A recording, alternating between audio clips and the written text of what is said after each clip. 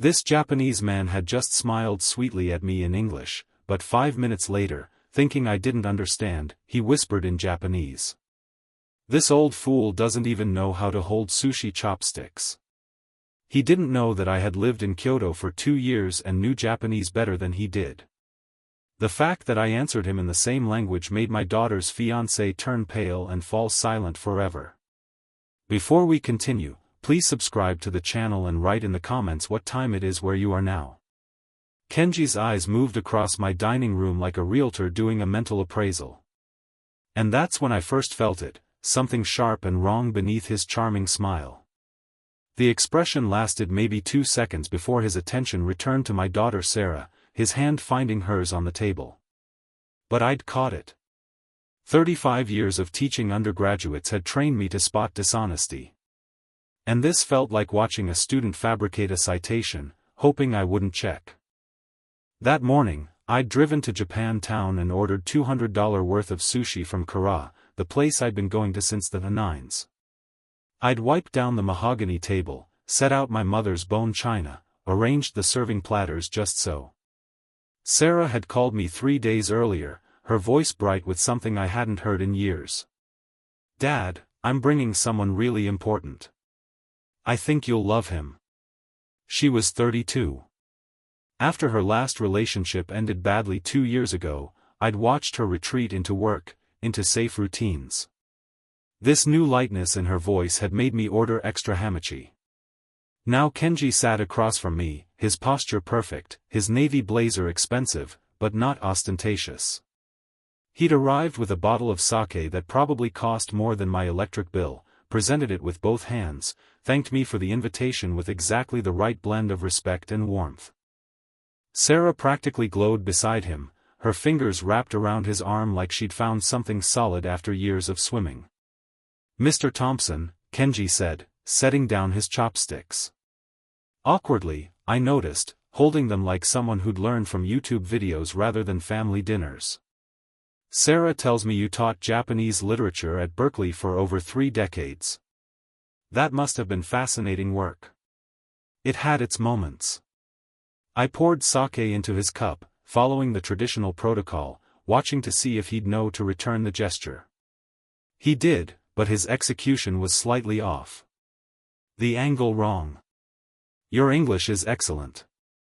How long have you been in the States?" "About 8 years now." His smile widened. San Francisco felt like home immediately. The energy here, the opportunities in finance. I work as a senior analyst at Greenfield Partners downtown. We handle portfolio management, investment strategies for high net worth individuals. Sarah beamed at him. Kenji's being modest, he manages accounts worth millions. "The financial sector here is competitive," Kenji continued. "But I've built a stable position. I believe in security, planning for the future. Family legacy matters." Family legacy. The phrase landed oddly like a wrong note in music. Not building a legacy, just legacy, as if it were something already existing, something to be acquired rather than created. I watched him glance around the room again, his gaze catching on the vintage California landscape painting above the sideboard, the walnut bookshelf my father had built. When he complimented the house's great bones and investment potential, I felt my jaw tighten. Not "it feels like a home where you can sense the history here." Investment potential. I deliberately fumbled with my own chopsticks, letting a piece of tuna roll onto my plate clumsily. It was theater. I'd spent 2 years at Kyoto University in the 90s. Lived with a host family in a traditional neighborhood. Learned to use chopsticks before I could write my name in hiragana. But I wanted him comfortable. Wanted him to think he'd fooled the old professor with his surface-level charm. The gesture cost me nothing, and his grateful smile in return told me everything. He thought I was buying it. Sarah reached over and squeezed my hand. "I know this is fast, Dad, but when you know, you know. Kenji makes me feel safe, supported, and he respects you so much. He insisted we tell you first before anyone else." I looked at her face, saw the happiness there, and remembered teaching her to use chopsticks when she was 7 years old. She'd laughed in frustration, dropping edamame all over the kitchen table, and I'd been patient, encouraging. That memory, her small hands trying so hard, her trust in me, sat next to this moment like a weight. I appreciate that, I told them both, raising my sake cup to new beginnings. We drank. Kenji's phone buzzed against the table. He glanced at the screen and something flickered across his face. Annoyance, maybe concern, before his mask settled back into place. Excuse me. Business call. I should take this. He stood moving toward the sliding glass door that led to my small terrace. Work never stops in finance. Sarah leaned close after he'd stepped outside, leaving the door open just a crack. See, he's so dedicated. That's what I love about him. He takes responsibility seriously. I nodded, but my eyes stayed on that half-open door on Kenji's back as he paced the terrace's narrow width, phone pressed to his ear. Through the gap, I could hear the low murmur of his voice, the rhythm of his words, and something in my chest went very still because the language coming through that opening wasn't English. It was Japanese. The words reached me clearly through the evening air, each syllable perfectly audible. Kenji's Japanese was fluent, casual, nothing like the carefully modulated English he'd been speaking all night. I heard him laugh, a sound completely different from the warm chuckles he'd offered across my dinner table. This laugh had edges. "Teacher, just a bit longer," he said in Japanese, his voice carrying the irritation of someone forced to maintain an exhausting performance. The old fool doesn't suspect a thing. Spent 200 on sushi trying to impress me. His house is worth over $1 million. Richmond District, prime location, plus whatever retirement money he saved from 35 years teaching. I can put up with his patronizing dinner parties. Once we're married, the green card is locked in. California community property laws. I'll get half of everything if we divorce. And if the old man dies while we're married and Sarah inherits, even better. My visa expires in November. The September wedding timing works perfectly. I stopped breathing. My wine glass hung suspended halfway to my lips. And I carefully, very carefully, set it back down without making a sound. 35 years of teaching Japanese. 2 years living in Kyoto's Higashima ward. Every word he'd spoken was clear as bells. No room for misunderstanding, no possible misinterpretation. The academic part of my brain catalogued the details. California Community Property Division visa expiration calculated timeline. The father part of my brain felt something cold and dense settle into my stomach. Sarah was still talking beside me, oblivious, her voice bright with wedding plans. I'm thinking September, maybe early fall when the weather's nice. What do you think, Dad? Would Kenji's family come from Japan? Or is that too much to ask? She scrolled through something on her phone, showing me venue photos I wasn't really seeing. The Presidio has this beautiful spot overlooking the bay. We could do the ceremony outdoors. Maybe cherry blossom arrangements as a nod to his heritage. Cherry blossoms. The irony would have been funny if my daughter's future wasn't crumbling in real time on my terrace. I made sounds of agreement, nodding at appropriate moments while my mind recorded every word still filtering through that half-open door. Kenji mentioned dollar amounts, property values, inheritance timelines. Each word was a nail, precise and deliberate. Then the conversation ended. I heard him say something about calling again next week. Heard the shuffle of him pocketing his phone. Sarah looked up, expectant, still radiant. I arranged my face into pleasant neutrality as Kenji stepped back inside, sliding the door shut behind him. His expression had transformed again. All warmth, all gratitude. The perfect prospective son-in-law. Sorry about that, he said, settling back into his chair like he'd never left. Client emergency, but it's handled now. Thank you for your patience, Mr. Thompson, and thank you for this evening, for welcoming me into your home. In Japanese culture, family approval means everything. I promise to honor Sarah and cherish what you've built here. What you've built here. The word sat between us like stones. Not become part of your family or take care of your daughter. What you've built, as if my house, my life, my savings were assets in a ledger he'd already totaled. I smiled at him. Then in Japanese, I said clearly, Kaitoshire no sakura were, this year's cherry blossoms are beautiful. The phrase was innocuous, simple, seasonal small talk any Japanese speaker might offer, but I delivered it in flawless Kanai-accented Japanese, the pitch patterns of someone who'd studied at Kyoto University, who'd lived in traditional neighborhoods, who'd spent years parsing classical poetry and modern literature in the original language. For a single heartbeat, Kenji's face went blank. Pure shock flickered through his eyes, comprehension, then fear, then frantic calculation before his smile reconstructed itself. Yes, he answered in English, his voice slightly higher than before. Spring is lovely. Sarah glanced between us, puzzled. You speak Japanese, Dad. You never told me that. Picked up a few phrases during my research years, I said mildly, cutting another piece of sashimi. Nothing impressive, but Kenji knew.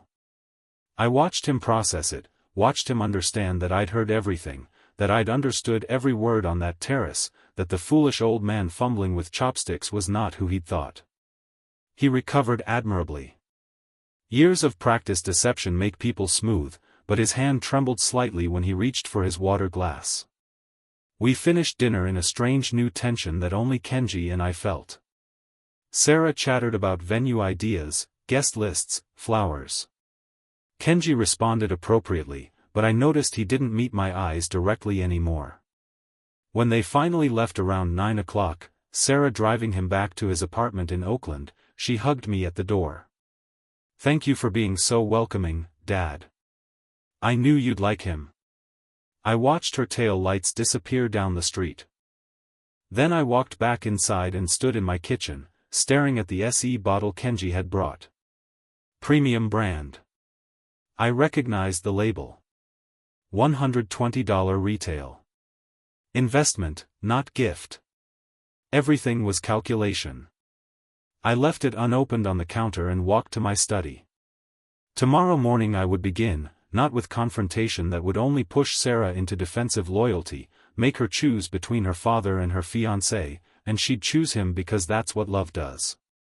No, I needed evidence, documentation, the methodical approach I'd used for 3 decades, teaching students how to analyze complex texts, how to trace themes through layers of meaning, how to build arguments that couldn't be dismissed. Kenji wanted to play games with language and culture. He'd chosen the wrong professor to deceive. I didn't sleep that night. I lay in bed, replaying every syllable Kenji had spoken on my terrace, his voice casual and contemptuous. The old fool, his house worth over $1 million, California community property laws. Each phrase had been delivered with the precision of someone who'd researched angles, calculated outcomes, planned an acquisition disguised as romance. By 4 a.m, I'd stopped trying to sleep. I went to my study and opened a new folder on my desktop, labeled it Research Property Law. Innocuous enough if Sarah dropped by unexpectedly. Inside that folder, I began documenting everything with the same methodology I taught graduate students for 3 decades. Dates, direct quotes, sources. Kenji's exact words in Japanese followed by English translation. The visa expiration he'd mentioned, November 2025, the September wedding timeline. I treated it like scholarly analysis because that's what it was. Evidence gathering for a conclusion I needed to prove beyond reasonable doubt. Over the next 3 days, I started with what anyone could find. LinkedIn showed Kenji worked at Meridian Financial Partners, a mid-tier firm downtown, not the prestigious operation he'd implied over dinner. His profile listed 3 years there. No advanced degrees, maybe a dozen connections. I cross-referenced salary data for senior analysts in San Francisco, probably $85,000 to $95,000. Comfortable, but Sarah made more as a product manager. She'd mentioned her salary once, proud of reaching six figures at 32, $145,000. The financial calculus shifted in my mind. He wasn't bringing stability to her life. She was the prize he'd targeted. I researched H-1B visas next using the public library's database access. My retired faculty status still granted me entry to academic resources, and I spent hours reading immigration law summaries. H-1B required employer sponsorship. Valid 6 years maximum with possible extensions if green card application was pending. Marriage to a U.S. citizen provided the fastest path to permanent residency. File for adjustment of status immediately after marriage. Green card typically approved within a year. The timeline made brutal sense now. September wedding gave Kenji 2 months cushion before his November visa expiration. Enough time to file paperwork, establish legal marriage, secure his status before his work authorization collapsed. On the 4th day, I drove to Japantown, ordered takeout from Kara, where Hiroshi Tanaka, the owner, had known me since my Berkeley teaching days in the 9S. We'd had countless conversations about Japanese literature, cultural preservation, the changing neighborhood.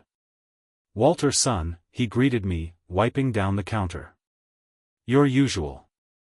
Actually, I wanted to ask you something. I kept my tone light, conversational. My daughter Sarah is engaged to a young man from Japan.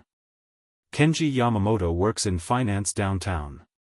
You know how small this community can be. I thought you might have crossed paths. Hiroshi's expression shifted slightly. Something careful entering his eyes. He glanced toward the back of the restaurant, then back to me. Yamamoto. Yes, I've seen someone by that name. Late evening sometimes. The pause stretched. I waited. Walter, you've been coming here 20 years, Hiroshi said quietly. Some establishments in Japantown, they're not what they appear. I've seen men lose more than money there.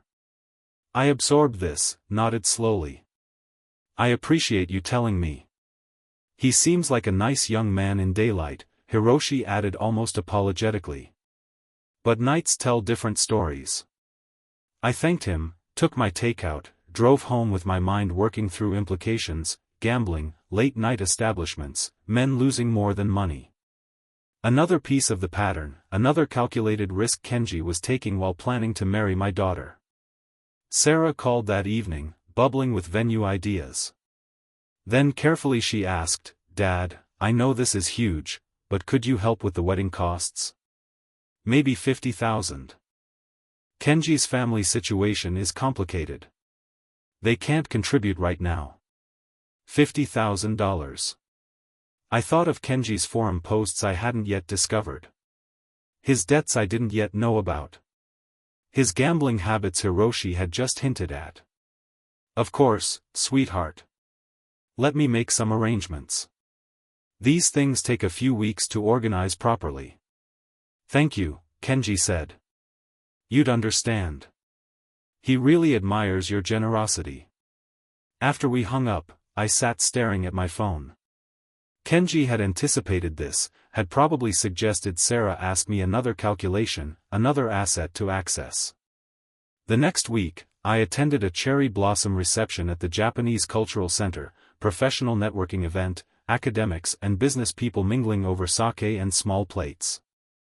I listened more than I talked, asking occasional questions about young Japanese professionals in the financial sector. Someone mentioned the stress of visa renewals. Someone else alluded to those who come here looking for shortcuts. I absorbed it all, filed it away. By day 10, I'd compiled a decent preliminary picture. Kenji's visa expired in November. He worked at an unremarkable firm. Sarah made more money than he did. He had gambling connections, and his wedding timeline was suspiciously urgent. Sarah mentioned during another call that Kenji had suggested moving the date to August instead of September.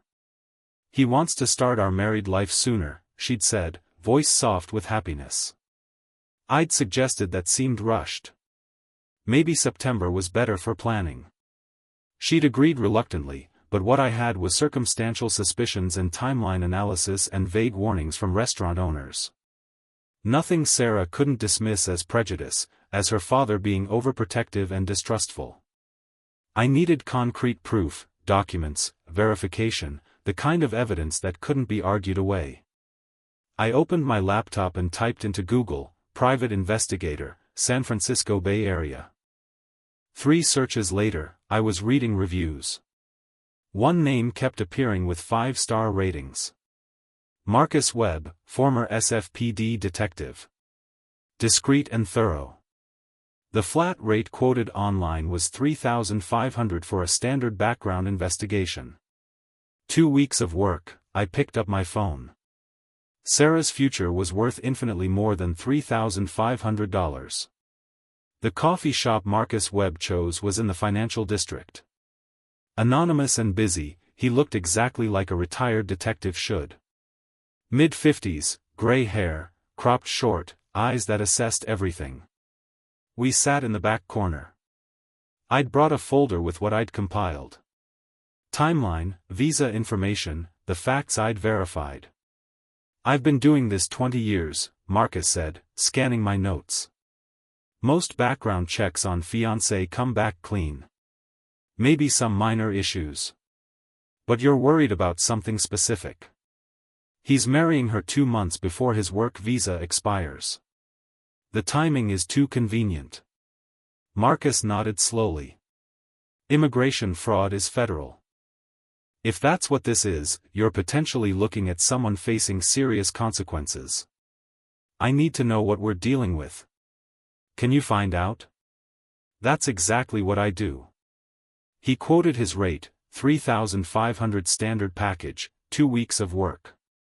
I wrote a check for $1,500 as deposit. He warned me. "Sometimes clients don't like what we find. Are you prepared for that?"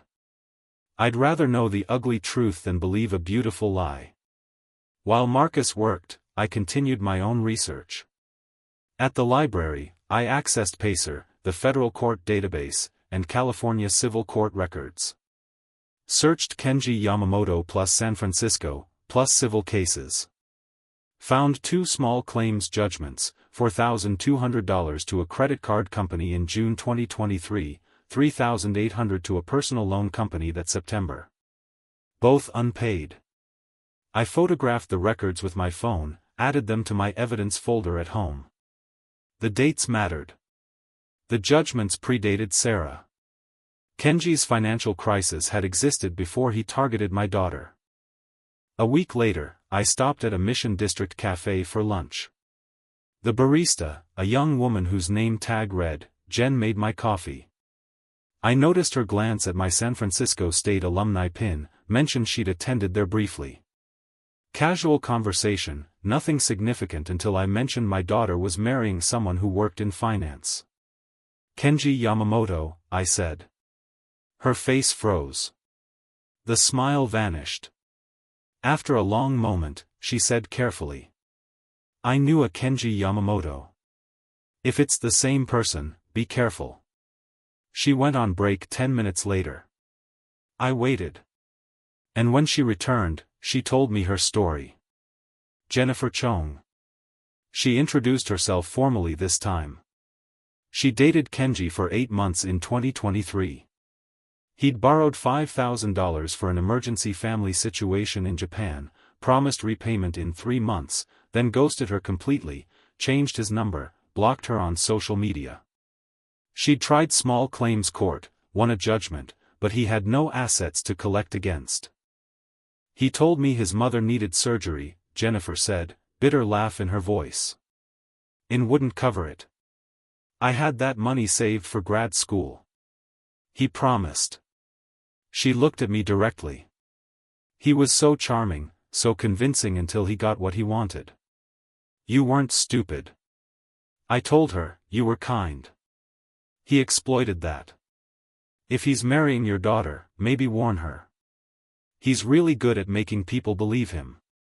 I thanked her, bought her lunch, left thinking about patterns, the loan, the unpaid judgments, the gambling hints from Hiroshi. Kenji was drowning financially, and Sarah was his life raft. Marcus called on day 12. "I've got preliminary findings. Can you come by my office?"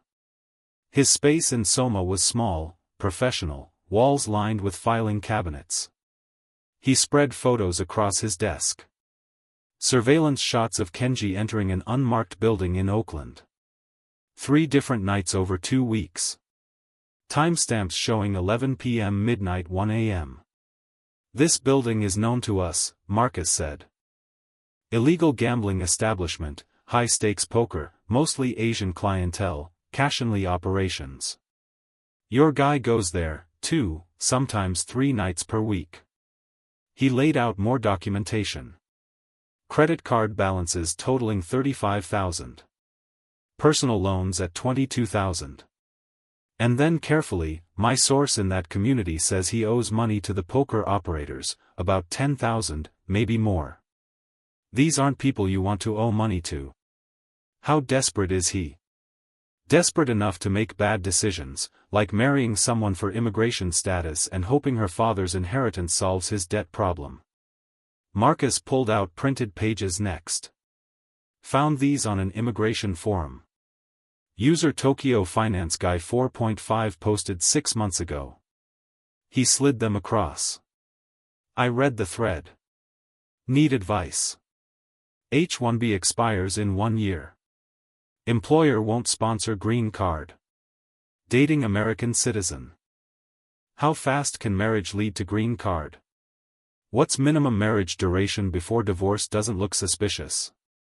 The responses discuss timelines, community property laws, inheritance considerations.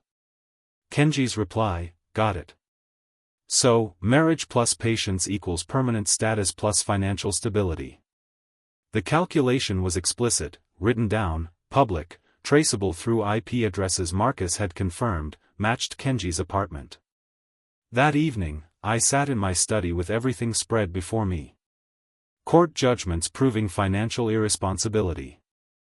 Jennifer Chang's testimony establishing a pattern of fraud.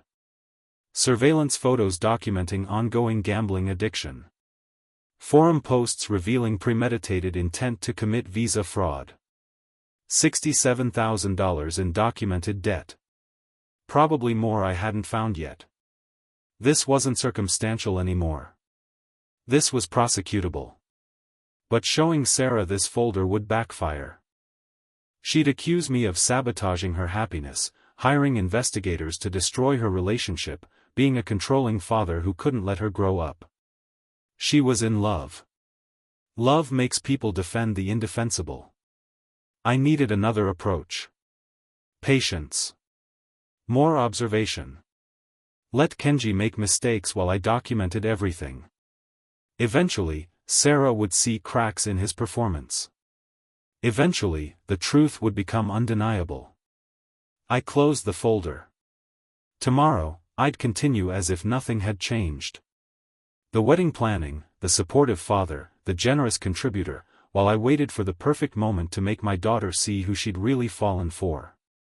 The barbecue was at Linda Morrison's house in Oakland, one of Sarah's colleagues, a cheerful woman who'd organized the gathering to celebrate the start of summer. Sarah had insisted I come. "Dad, everyone wants to meet you and Kenji will be there. You two can bond properly this time." I arrived with a bottle of wine and my best pleasant father expression.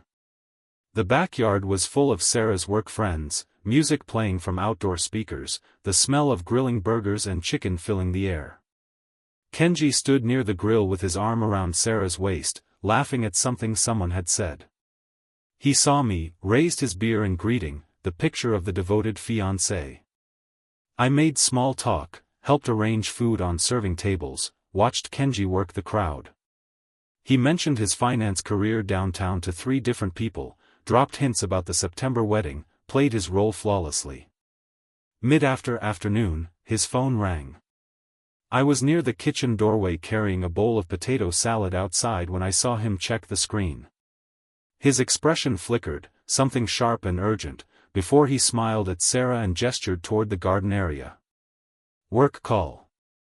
Be right back. Sarah nodded indulgently. He's so dedicated. The garden was 20 feet from where I stood, separated by a rose trellis, but open enough that sound carried. I set down the potato salad slowly, arranging utensils that didn't need arranging, and listened.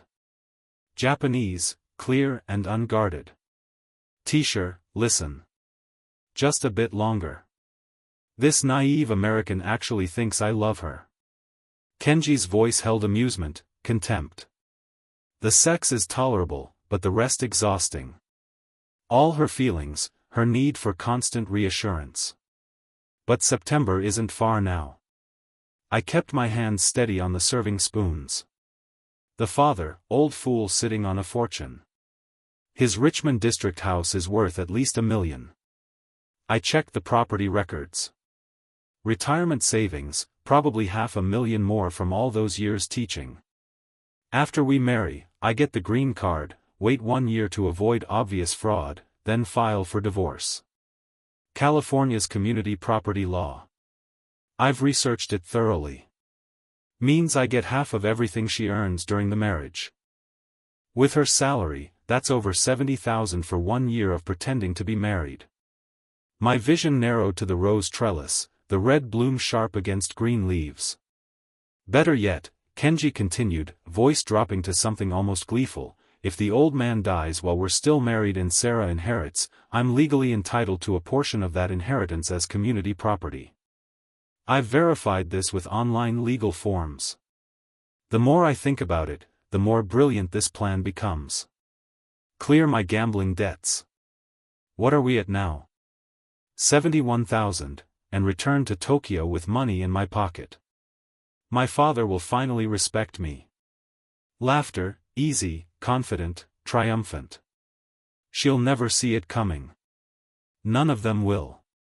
By this time next year, I'll have permanent residency status, and enough money to start fresh. She can keep her broken heart and her empty bank account. The call ended. I heard him pocket his phone, adjust his clothing, take a breath before returning to the party. When he stepped back onto the patio, his smile was warm, his hand immediately finding Sarah's. She leaned into him, trusting and happy. I carried the potato salad to the table, set it down carefully, smiled at Linda Morrison when she thanked me, made a joke about portion sizes. Inside I was cataloging every word Kenji had spoken: naive American, old fool with a fortune, 1 year then divorce, community property calculations, inheritance angles, gambling debts at 71,000 now, plans to return to Tokyo. The phrases were seared into memory with academic precision. As the afternoon wound down and guests started leaving, I hugged Sarah goodbye, shook Kenji's hand, noted how his grip was confident, unconcerned, then casually. Sarah, remind me, when are you meeting with my attorney? We should update those family documents. Sarah looked puzzled. What documents? You didn't mention anything. Estate planning matters. Nothing urgent, just routine maintenance. I kept my tone mild, conversational. We can discuss it later this week. Kenji's smile froze for a fraction of a second. His eyes sharpened. Estate planning. Is everything all right, Mr. Thompson? I met his gaze steadily. Everything's fine. Just being prudent. You understand the importance of legal preparation, I'm sure, given your work in finance. Something passed between us. Recognition, calculation, weariness. Then his charm snapped back into place. Of course, very wise. I drove home through East Bay traffic, my mind replaying the conversation, not just disrespect now, premeditated fraud with specific legal strategy. He'd researched California marriage laws, calculated inheritance scenarios, planned divorce timing down to the year. My daughter wasn't his love. She was paperwork and a bank account. At home, I sat in my study and opened a note on my phone. Typed out everything he'd said, word for word in Japanese, then English translation, saved it with timestamp and location. Then I opened my browser and searched California family law attorney, San Francisco. First result, Richard Fletcher, Esquire, family law and asset protection, 30 years experience, office downtown. Strong reviews praising his thoroughness, his strategic thinking, his success protecting clients' assets. I wrote down his number. Tuesday morning, I'd call for a consultation. Kenji thought he'd planned everything, researched laws, calculated timelines, identified his target's vulnerabilities. But he'd never faced a father who'd spent 3 decades teaching strategy through careful analysis of language and culture. He'd made one critical miscalculation, speaking Japanese to reveal his scheme. The real game was just beginning. Richard Fletcher's office occupied the 15th floor of a financial district high-rise with views across Market Street. Tuesday morning, I arrived with my evidence folder, 3 in thick with documentation. Fletcher was 58, gray hair precisely trimmed, sharp eyes behind wire-rimmed glasses. Former prosecutor turned family law specialist. He gestured to leather chairs. "Mr. Thompson, you mentioned potential fraud concerns regarding your daughter's marriage." I opened the folder. "My daughter Sarah is marrying Kenji Yamamoto in September. I believe he's using her for immigration status and financial gain." I laid out everything. Relationship timeline. Both overheard Japanese conversations with my translations. Marcus Webb's investigator report, court records showing unpaid judgments, Jennifer Chang's testimony about the $5,000 loan fraud, screenshots of forum posts discussing marriage for green card strategies. Fletcher read everything without interruption, making notes on yellow legal pad. When he finished, "Mr. Thompson, in 30 years of family law practice, I've seen calculated exploitation.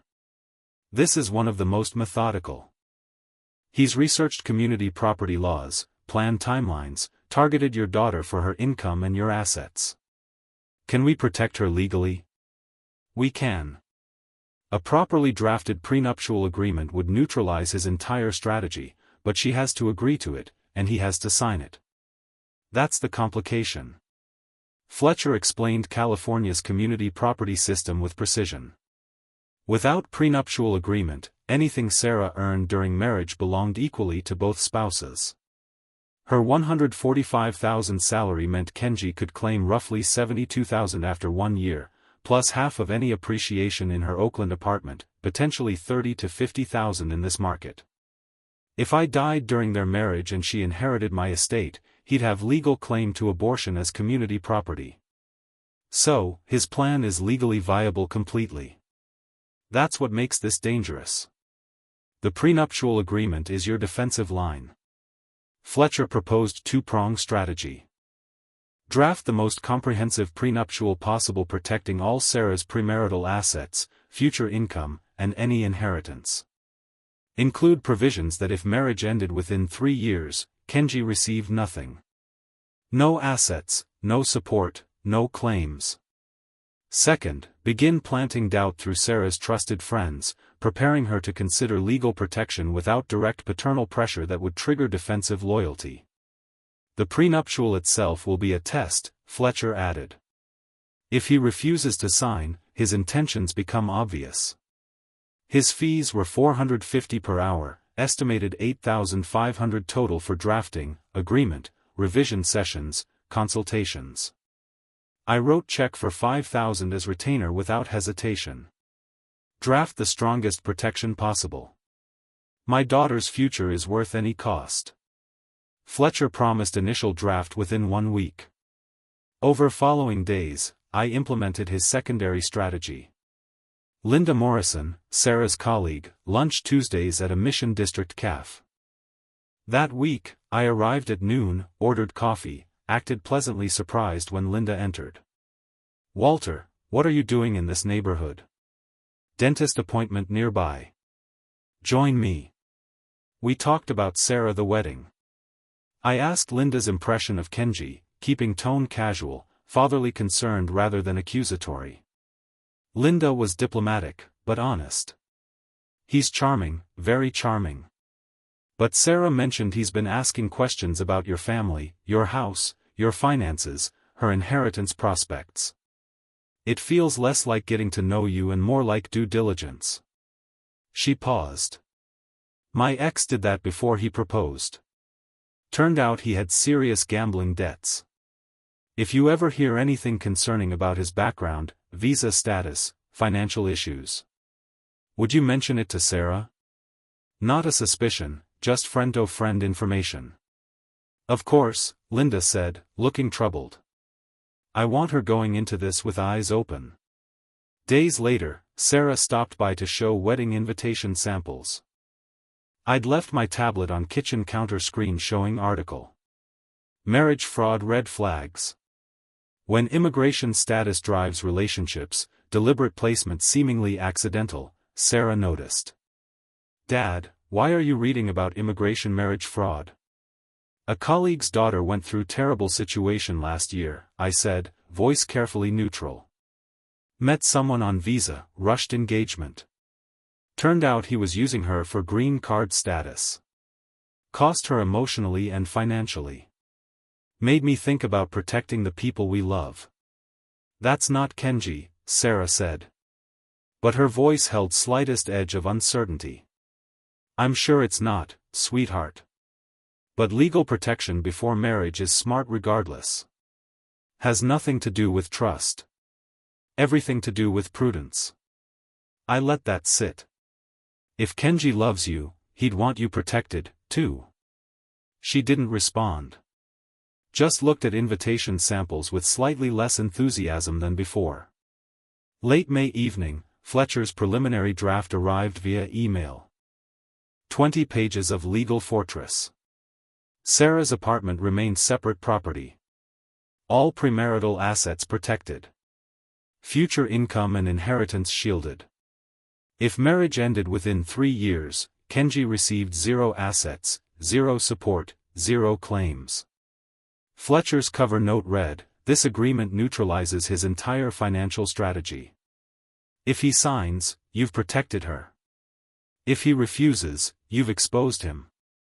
I made margin notes, suggested strengthening inheritance protection clause, then opened my calendar, counted forward to early July, 2 months before planned September wedding. I'd invite Sarah and Kenji for important family conversation. Present prenuptial, not as accusation, but as standard protection for anyone with significant assets entering marriage. I emailed Fletcher. This is excellent. Let's finalize by mid-June. I'll need guidance on presenting this to my daughter without pushing her away. His response came within minutes. I'll prepare talking points. Remember, you're not attacking her choice. You're protecting her future. There's a difference, and we'll make her see it. I closed laptop. The pieces were in place. Kenji's confidence was his weakness. He thought he'd planned everything, researched every angle, anticipated every obstacle, but he'd never faced someone who loved Sarah more than he wanted her money, and that made all the difference. I called Sarah midweek. I'd like you and Kenji to come for dinner Sunday evening. There's something important we need to discuss before the wedding. My tone was serious, but calm. She agreed, voice uncertain. Sunday arrived. I'd prepared a simple meal, nothing elaborate like our first dinner. This was business, not celebration. The dining room table held 3 glasses of water and a leather folder containing Fletcher's prenuptial agreement. No wine. I wanted everyone clear-headed. They arrived at 6. Sarah looked hopeful, perhaps thinking this was reconciliation. Kenji's smile was in place, but his eyes kept darting to that leather folder. Smart man, he sensed something. We ate. Small talk. Weather work. Wedding venue logistics.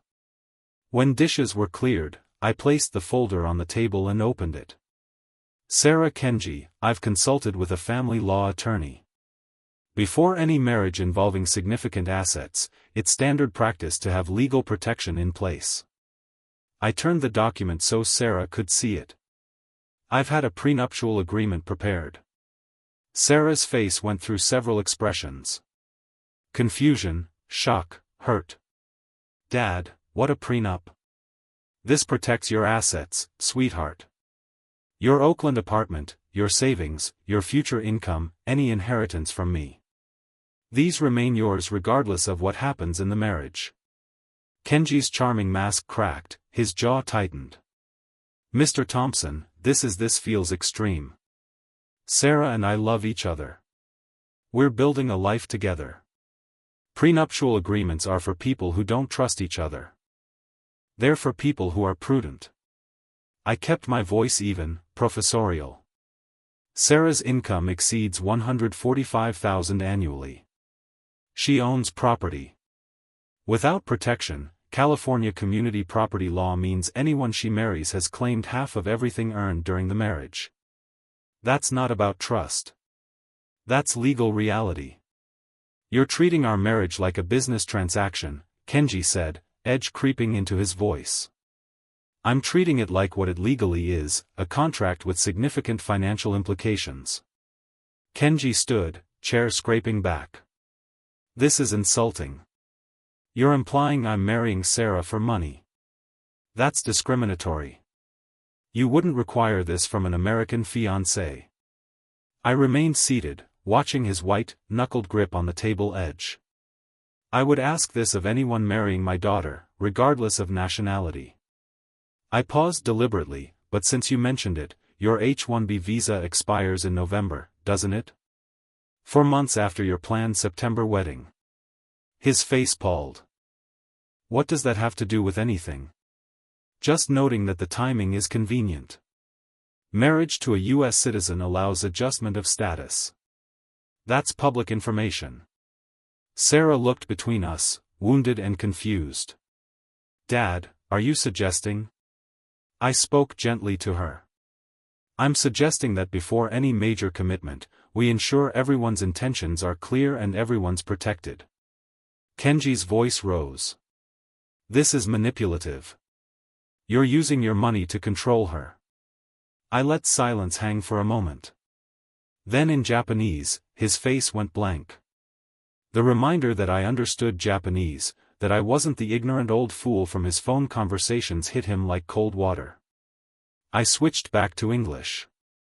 In Japan, the concept of maintaining the family, i.e. the household assets and lineage, is taken seriously. Prenuptial arrangements exist there, too. So, let's not pretend this is American peculiarity or sign of distrust. It's universal wisdom. That's different, Kenji managed. Is it? Sarah's eyes were wet. Dad, I can't believe you're doing this. You're making me choose. I'm not making you choose anything, sweetheart. I'm asking Kenji to prove his love isn't conditional on access to your assets.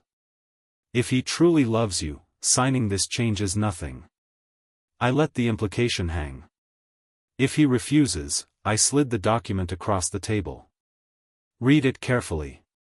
Discuss it together. Have Kenji's own attorney review it. I encourage that, but understand this isn't optional. If you marry without this protection, I cannot support the wedding financially or emotionally. That's my final position. The evening ended badly. Sarah left in tears. Kenji's arm around her, shooting me a look of pure hatred. I stood in my doorway watching them drive away. The prenuptial folder was gone. They'd taken it. That was something. My phone buzzed. Fletcher. How did it go? I typed back. He took the bait. Now we see if he's smart enough to sign or desperate enough to refuse. The chess pieces were in position. Now I waited for Kenji's next move. 3 days of silence, the longest Sarah and I had gone without speaking since she'd left for college. I checked my phone constantly, fighting the urge to call. Fletcher's voice echoed. Patience, patience. Day 4, she finally called. Her voice was strained, distant. Dad, we've discussed the prenup. Kenji won't sign it. I waited. He says it's racist. That you're treating him this way because he's Japanese, because he's an immigrant. He feels insulted and disrespected. I heard Kenji's words coming through Sarah's mouth, his talking points, his framing. And what do you think? I think it's insulting to him. Like, you don't trust my judgment. I trust your judgment about character. I don't trust that everyone shows their true character up front. The prenup isn't about Kenji personally. It's about protecting you legally. But he says you wouldn't require this from an American fiancé. Sarah, would you sign a prenup if you were marrying someone with significantly more assets than you? To protect both parties? She hesitated. I guess that would make sense. Then why doesn't it make sense when you're the one with assets to protect? She had no answer for that. Later that evening, she called again. Kenji thinks we should postpone the wedding. He says he can't marry into a family that doesn't respect him. I noted the tactical error immediately. Postpone until when? He didn't say exactly. Just until things are better between you two. Sarah, your wedding is planned for September. His work visa expires in November. If you postpone past September, what happens to his immigration status? That has nothing to do with it, she said defensively. He just wants to start our marriage on positive terms. I'm sure that's what he said. But think about the timing. She hung up frustrated, but I heard the doubt creeping in. 2 days later, I called Linda Morrison, explained without revealing my full investigation that I was concerned about Kenji's financial situation and visa status. Linda agreed to share what she'd heard at work, naturally as a friend. That afternoon, Linda encountered Sarah at their usual lunch cafe. Later, Linda texted me a summary of the conversation. She'd mentioned casually that she'd overheard people at Meridian Financial talking. Something about visa issues and gambling debts. Nothing specific, just enough to plant seeds. Sarah called me that evening, voice tight. Dad, have you been spreading rumors about Kenji? I haven't said anything to anyone about Kenji. Linda mentioned hearing things about gambling debts, about visa problems. I can't control what people say at his workplace, Sarah. But if multiple people are talking about the same concerns, maybe that's worth considering. She was silent for a long moment. Then Kenji wants me to take a break from talking to you until after the wedding. He says the constant communication is keeping the tension alive. I let that sit. He wants you to stop talking to your father for 2 months. Not stop, just reduce. Give things space. Sarah, do you want to reduce contact with me? Her voice was small. No, but I don't want conflict either. Sweetheart, any partner who asks you to distance yourself from family who love you isn't thinking of your well-being. They're thinking of their control. He's not trying to control me, she said, but she was wavering.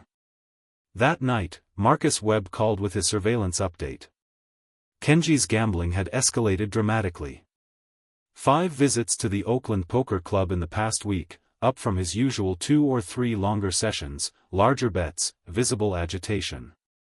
Marcus' source reported Kenji's debt had climbed to $75,000, up $8,000 in 10 days. Whatever pressure he's under, Marcus said it's making him reckless. He's trying to gamble his way out, only digging deeper. I recognized the pattern. Kenji needed this marriage more desperately than ever.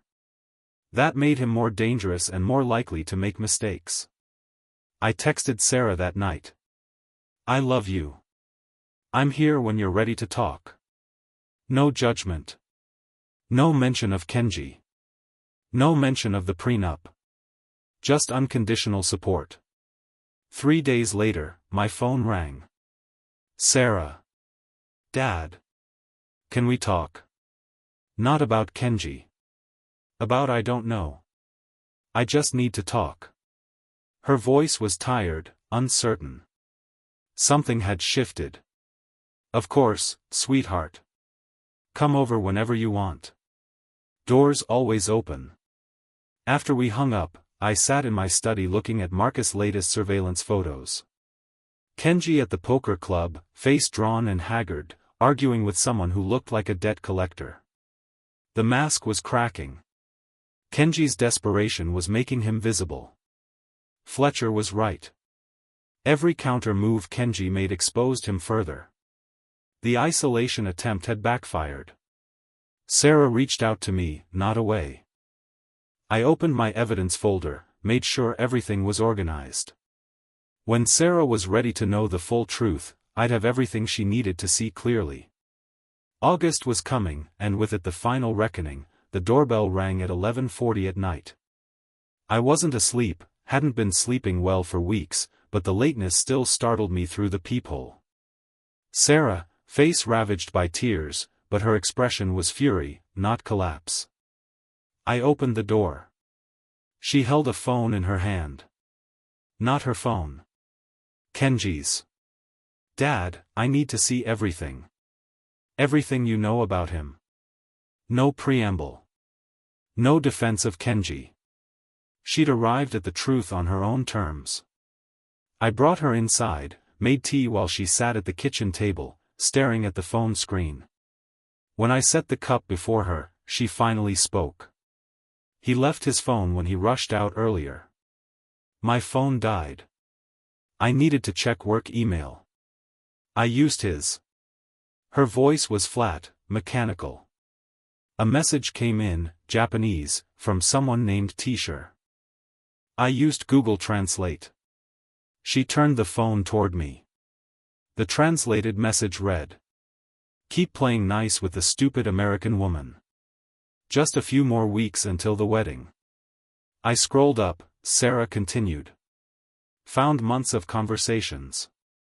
He called me gullible, naive, discussed green card timelines, mentioned waiting for you to die so he could claim inheritance through me." I sat down across from her. "I know." Her eyes met mine. "You heard him. That first dinner on the terrace." "I heard him. I speak Japanese." She absorbed this. "Then show me everything. I want to know exactly who I almost married." I went to my study and returned with the evidence folder I'd maintained for 4 months. Laid it out systematically. Marcus Webb surveillance photos of Kenji at poker clubs. Debt documentation showing $75,000 owed. Court records of unpaid judgments. Jennifer Chang's written statement about the $5,000 loan fraud. Visa expiration data. Printouts of online forum posts asking how quickly marriage leads to green card, transcripts of both overheard Japanese conversations. Sarah read every page, asked questions about dates and sources, cross-referenced Kenji's lies with documented facts. By 3 o'clock in the morning, she was exhausted but clear-eyed. He was going to marry me, wait exactly 1 year so it wouldn't look suspicious. Then divorce me and take half of everything under community property law plus whatever I inherited from you if she couldn't finish. If I died during that year, I said gently. Yes, that was his plan. Her tears were anger now. Tomorrow we confront him. I want him to see that I know.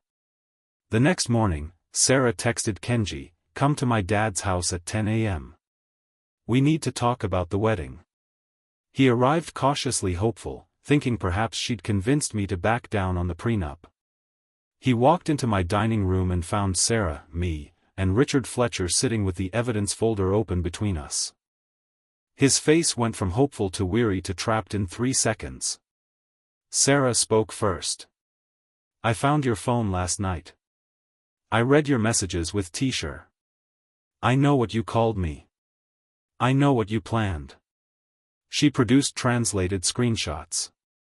"Stupid American woman. Marry her. Wait a year. Divorce. Get half under community property law." Kenji tried to laugh. "Sarah, that's just guys talking. Joking around. You don't understand the context." Google Translate was very clear. Her voice was ice. "That's not joking. That's fraud. He pivoted to explanations. Mistranslation, misunderstanding, taken out of context. But as Sarah produced piece after piece, the gambling debts, the court judgments, Jennifer Chong's story, the visa timeline, his defenses crumbled.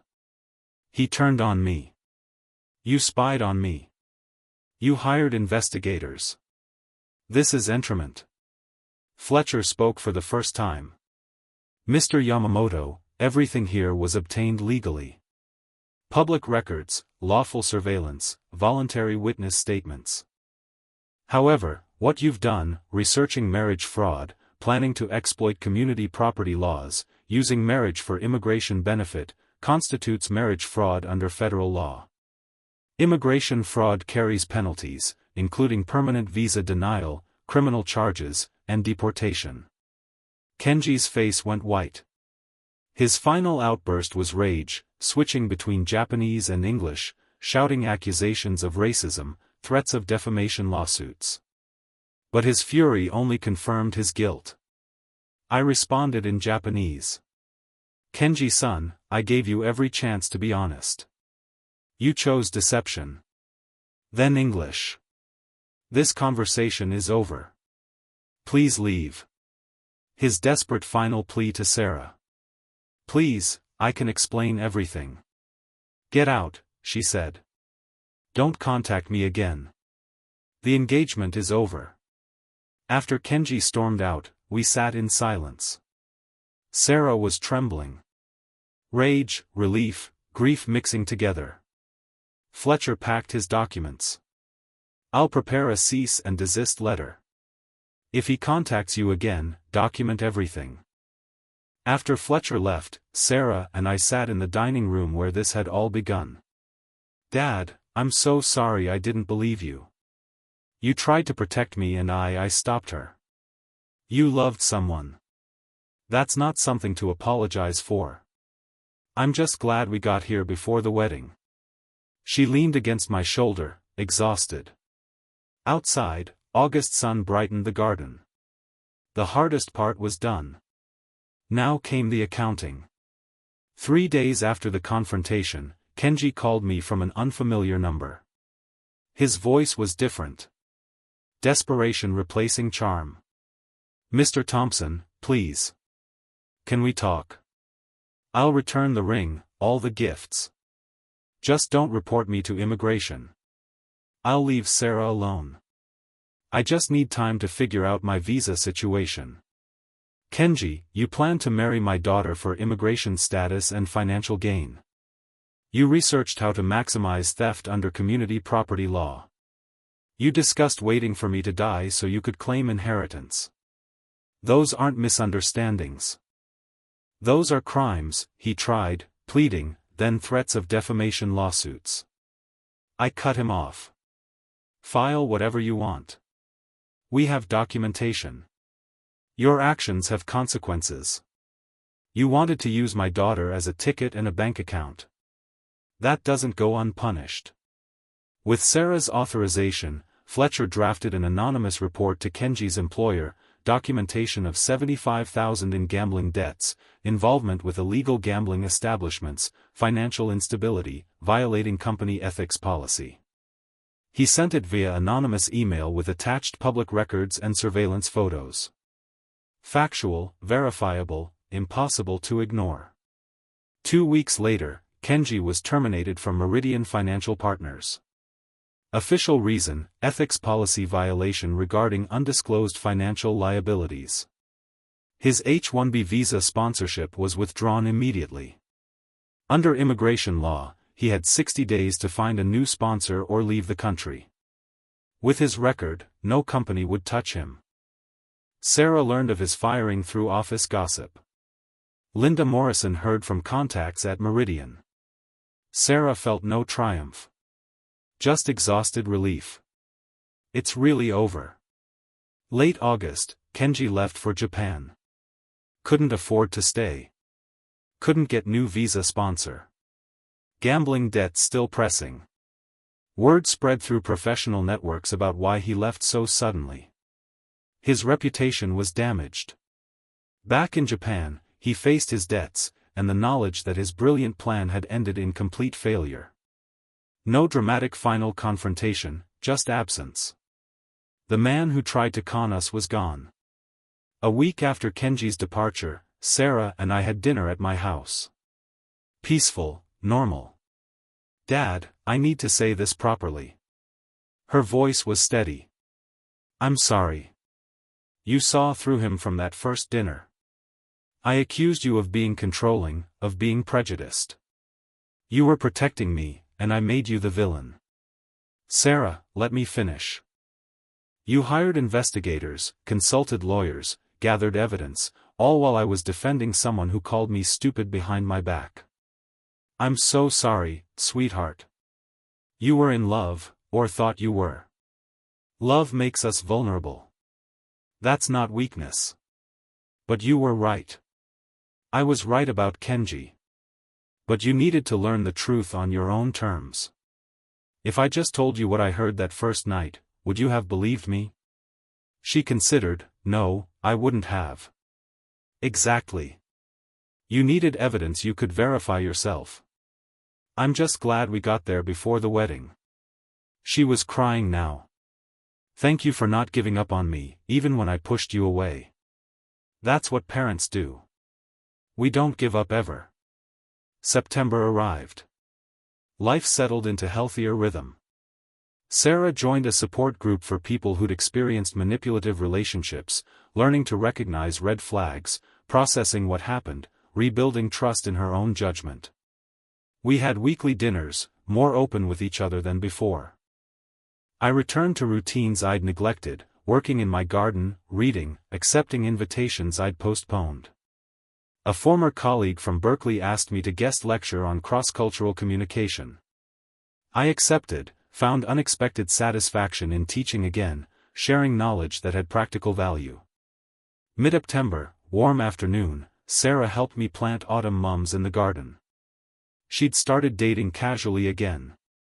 Coffee with someone from Linda's office. No pressure. "You know what's strange?" she said, pressing soil around a chrysanthemum. "I feel like I learned more in 4 months than in 4 years of college." "About what?" "About judgment. About taking time to know people, about listening to people who love me when they have concerns." She paused. "About my dad being smarter than I gave him credit for." I smiled. "I had an unfair advantage. I speak Japanese. You had experience.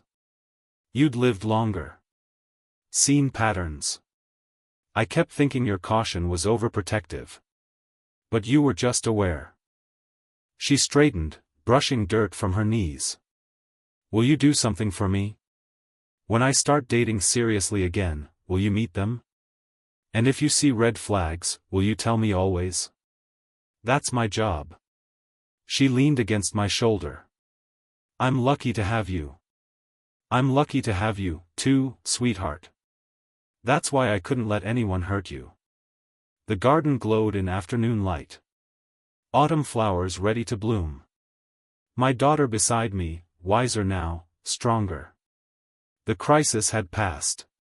What remained was understanding. Experience matters. Wisdom has value. And protecting those you love is never wrong. Even when they can't see the danger yet. I looked at Sarah. "Really?" "Looked." She caught my gaze. "What?" "Nothing. Just glad you're here." She smiled, understanding without words. We returned to planting. Life continued. Justice served.